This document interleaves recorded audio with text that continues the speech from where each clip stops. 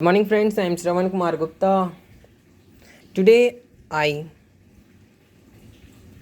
teach you Chapter 1 Physics, Electric Charge and Field. Now, start. चलिए हम start करते हैं. Introduction. All of us have the experience of seeing a spark or hearing a crackle when we take off our synthetic clothes or sweater. कह रही है कि जब हम कभी कभी देखते होगे कि जब तुम्हारा स्वेटर से तुम्हारा हाथ टच करता होगा तो उसमें चिमचिमाहट जैसी आवाज़ टाइप से आती होगी. In dry particularly in a dry weather this is almost inevitable with ladies garment like a polyester sari. साड़ियों में ज़्यादा होता है ये सब. जो पॉलिस्टर की अभी साड़ी आ रही है न्यू न्यू उसमें ज़्यादा होते हैं ये. Have you try to find any explanation for this phenomena? Another common example of electric discharge in a lightning that we see in the sky during the thunderstorm.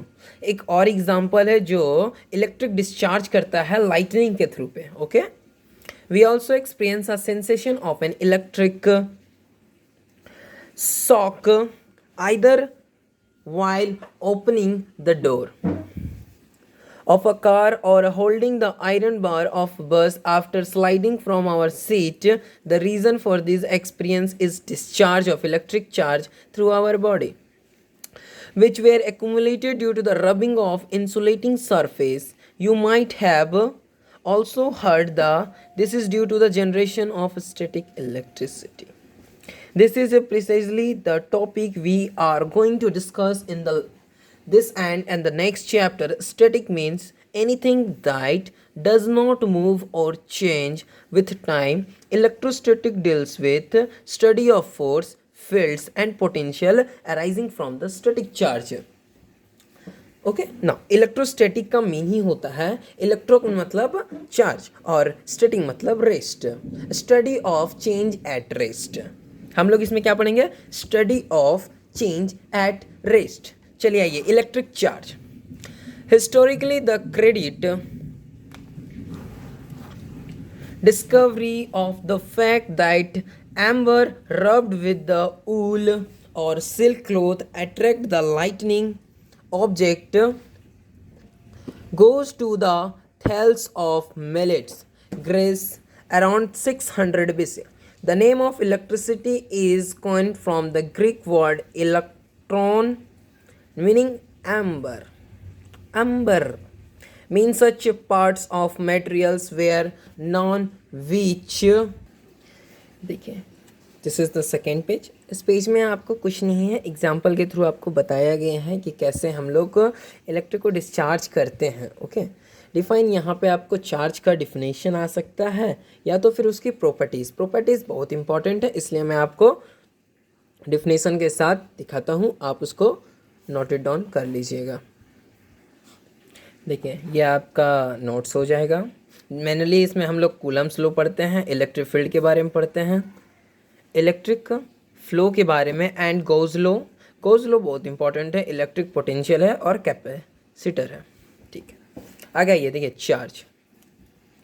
Charge का definition है the property of a matter of a body by which it can attract the other object is called a charge. कह रहा है कि ये किसी matter, हर matter का एक प्रॉपर्टी होता है जो दूसरे मैटर को खींचता है. ठीक है. Charge is created by transfer of electron from the body. Charge create कैसे होता है? इलेक्ट्रॉन का ट्रांसफर होता है और चार्ज क्रिएट हो जाता है. A body which loses is electron is called positively. जो अपने चार्ज को, जैसे कि जो दान देता है, कहते हैं ना, जो दान देता है वो और ज़्यादा बलवान हो जाता है. उसी तरह ना पॉजिटिव क्या करता है, वो इलेक्ट्रॉन को जो लूज करता है वो पॉजिटिव चार्ज कहलाता है. अब जो नेगेटिव, जो हमेशा ए दे दे दे दे दे सबसे मांगता रहता है, वो नेगेटिव चार्ज, उसमें हम ऐसे भी नेगेटिव मानते हैं. There are the two types of charge. इससे तो पता चल गया कि टू टाइप्स ऑफ चार्ज हैं. पहला positive charge, second negative charge. अब देखिए, सिंबल ऑफ अ चार्ज है capital Q small Q. Positive charge plus Q plus छोटा स्मॉल क्यू नेगेटिव चार्ज में नेगेटिव कैपिटल क्यू और नेगेटिव डेल्टा। चलिए आइए अब हम एसआई यूनिट ऑफ चार्ज के बारे में पढ़ते हैं। एसआई यूनिट ऑफ चार्ज हमारा कूलम है। स्मॉलर यूनिट चार्ज का कुछ स्मॉलर यूनिट है उसके बारे में, ठीक है। मिली कूलम MC 10⁻³ कूलम, ठीक है। Micro coulomb UC 10⁻6 coulomb. Nano coulomb NC 10⁻⁻9। Pico coulomb PC 10⁻⁻12। आप इसको ऐसे भी याद रखते हैं MMNPP 10⁻3 3 × 2 6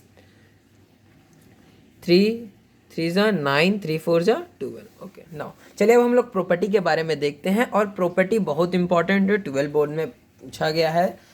3 मार्क्स का जनरली पूछा जाता है या 2 मार्क्स का। आइए सुनते हैं। Property of charges. Like charges ripple each other. जो लाइक चार्जेस होंगे वो एक दूसरे को रिपल करना चाहेंगे, एक दूसरे से दूर भागना चाहेंगे। दूसरा, unlike charges attract each other. Unlike charges, अलग अलग चार्ज से पॉजिटिव नेगेटिव दोनों एक दूसरे को खींच रहे हैं। सच लाइक पॉजिटिव रिपल कर रहे हैं, एक दूसरे को रिपल कर रहे हैं। ये उधर भागना चाहता है, ये इधर भागना चाहता है। Plus negative and positive negative क्या कर रहे हैं, अट्रैक्ट कर रहे हैं। ये इसको खींच रहा है, ये इसको खींच रहा है, दोनों साथ में आएंगे। Charge is additive in nature. Additive in nature का मतलब होता है कि ये चार्ज को जोड़ देंगे। अगर कहीं तुम्हारे पास 1 रुपया, इसके पास 1 रुपया, उसके पास 1 रुपया, उसके पास 1 रुपया, तो ये क्या करते हैं ना, सब रुपयों को जोड़ करके एक साथ कर देते हैं, उन्हीं को बोलते हैं एडिटिव इन नेचर। चलिए, charge is created by the transfer of an electron is an integral value charge is quantize. ये जो एन है, जो इंटीग्रल वैल्यू कभी नहीं होगा, जैसे कि फ्रैक्शन में, इंटीजर में, ये सब में नहीं होगा। वो हमेशा किस में होगा, वो तुम्हारा नेचुरल नंबर में हो सकता है, तो होल नंबर में। Q plus minus NE, N number of electron transfer, कितना इलेक्ट्रॉन को ट्रांसफर किया है, और E charge on 1 electron 1.6 × 10⁻19 coulomb. चलिए आइए एग्जाम्पल कर लेते हैं। On rubbing a glass rod with the silk of 12 electron loses by glass rod and gain find the collection. Q plus NE का फॉर्मूला उठाइए। ग्लास रोड कितना, आपको formula देखिए, कितना इलेक्ट्रॉन लूज किया है, 12। Okay, loses by glass rod positive 12 1.6। क्या किया है, लूज किया है, कोई दान दिया है तो क्या होगा, बलवान होगा, तो बलवान हो गया। उसके बाद क्या किया यहाँ पे, 1.6 × 9.2 किया, उसके बाद जनरली निकाल दिया आंसर। चलिए अब हम लोग कूलम्स लॉ की ओर बढ़ते हैं।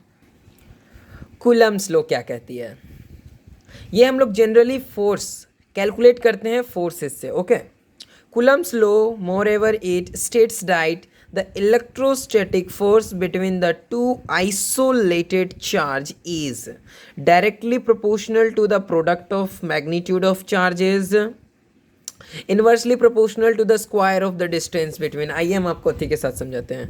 जैसे कि ये हमारा Q1 है, ये हमारा Q2 है, उसके बीच में F है, फोर्स है, और ये रेडियस R है। Okay, F electrostatic force between Q and Q2, ये फोर्स लग रहा है इलेक्ट्रोस्टैटिक फोर्स, और ये R डिस्टेंस है दोनों बीच का। क्या बोला, F is the directly, force calculate करते हैं, force is directly proportional to the product of magnitude of charges. Force is directly proportional to Q1 and Q2, product है यहाँ पे। आगे, F is inversely proportional to the square of distance, square of distance. ठीक है, अब दोनों को both करके लिख दीजिए। F is equal to proportionality Q1 Q2 और R स्क्वायर। इसको हटाएंगे, प्रोपोर्शनल को हटाएंगे तो एक कांस्टेंट आएगा, equal to K Q1 Q2 R square. Okay, चलिए आइए अब हम लोग आगे बढ़ते हैं। आइए यहाँ पे क्लियर से लिख दिया हूँ। On combining F is direct proportional to the Q1 and Q2 R square. Proportional को हटाएं तो एक कांस्टेंट, प्रोपोर्शनैलिटी कांस्टेंट बोलते हैं। इन CGS यूनिट K का वैल्यू 1